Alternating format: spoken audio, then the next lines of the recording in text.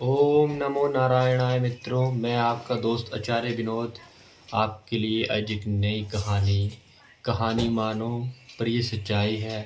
आप सुनोगे तो आपको पता चलेगा। आपने बहुत बार सुना होगा, भगत के वश में है भगवान। ये कहावत नहीं है, ये कहानी नहीं है, ये सच्ची बात है। कुछ समय पहले की बात है कि एक बुजुर्ग ब्राह्मण अपने पुत्रों को कहता है कि मैं चार धाम की यात्रा करना चाहता हूँ। पर पर उसका पुत्र चार धाम की यात्रा के लिए मना कर देता है। तब वो किसी गांव के ही एक गरीब पंडित परिवार के लड़के को बोलता है कि तुम मेरे साथ चलो, मेरे पास धन भी है, मैं तुम्हें धन भी दूंगा और चार धाम की यात्रा भी करवाऊंगा। इसी उद्देश्य के साथ वो लड़का भी इस बात के लिए मान जाता है कि मेरी चार धाम की यात्रा भी हो जाएगी और कुछ धन भी जुड़ जाएगा। तो इसीलिए वो चला जाता है। जब वो केदारनाथ धाम के पास पहुंचता है तो बुजुर्ग की हालत बहुत खराब हो जाती है। इतनी खराब हो जाती है कि वो उस बुजुर्ग की बहुत ही, जो पंडित लड़का है वो उसकी सेवा करता है बहुत ही प्यार भाव के साथ, और वो बहुत ही प्रेम से उसको अपने बच्चे की तरह उसकी सेवा करता है। वो बुजुर्ग ठीक हो जाता है। उसके बाद वो केदारनाथ में दर्शन करते हैं और उसके बाद वो घर आ जाते हैं। जब वो ठीक हो जाता है तब वो अपने पुत्र को कहता है कि मेरे पास एक बेटी है, मैं उसके साथ आपकी शादी करवाऊंगा और धन भी दूंगा। जब वो घर पे आ जाता है तो अपने पुत्रों के डर से वो ब्राह्मण ये नहीं बोल पाता कि आपकी एक पुत्री है और मैं उसकी शादी करवा पाऊंगा, ऐसा नहीं बोल पाता। तो वो गरीब ब्राह्मण 1 महीने तक इंतजार करता है, फिर उनके घर जाता है, बोलता है कि मेरी शादी करवाने का आपने वचन दिया था महादेव के सामने, और महादेव के सामने आपने वचन दिया है तो आप इससे मुकर नहीं सकते हो। वो ब्राह्मण अपने परिवार के डर से मना कर देता है कि यह मैं नहीं करवा सकता, मैंने ऐसा कोई वचन नहीं दिया था। तो वो ब्राह्मण महादेव से मिलने के लिए फिर से उसी मंदिर में जाता है और वहां पे शिवलिंग पर जाके बोलता है कि महादेव, आपके सामने वचन दिया था तो आपको मेरी मान रखना पड़ेगा, क्योंकि मेरी शादी का विषय है। भोलेनाथ बोलते हैं, भोलेनाथ का नाम इसलिए भोलेनाथ है क्योंकि उन्होंने आज तक हर जगह अपने भक्तों का साथ दिया है। कण कण में क्षण क्षण में विद्यमान है महादेव।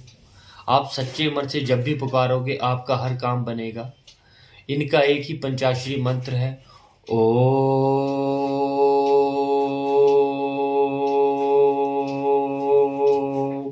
नमः शिवाय।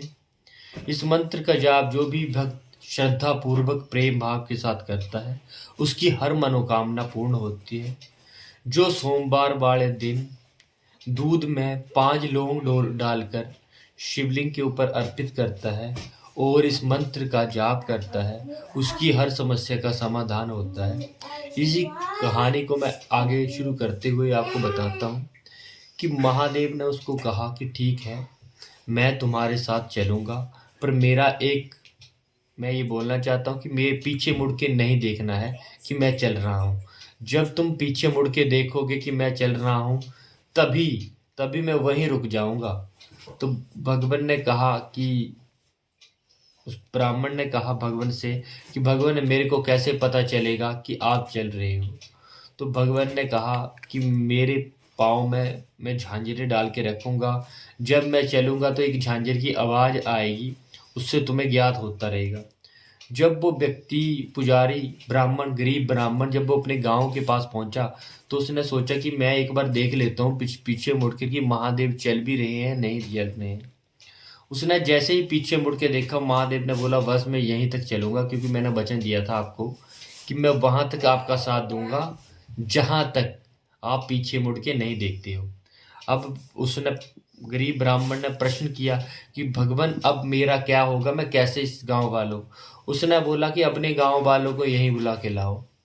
तो जब गांव की पंचायत वहां पहुंचती है और वहां देखती है कि साक्षात महादेव अपने भक्त के लिए गवाही देने के लिए पंचायत में आए हैं, तब वो सब इस बात के लिए मान जाते हैं कि उस ब्राह्मण ने उसे वचन दिया है कि वह अपनी बेटी की शादी उस गरीब ब्राह्मण के साथ करवाएगा और उसकी विवाह हो जाता है, तो वही बोला जाता है कि भगवान के वश में है, भक्त के वश में है भगवान। ये ऐसे नहीं कहा गया।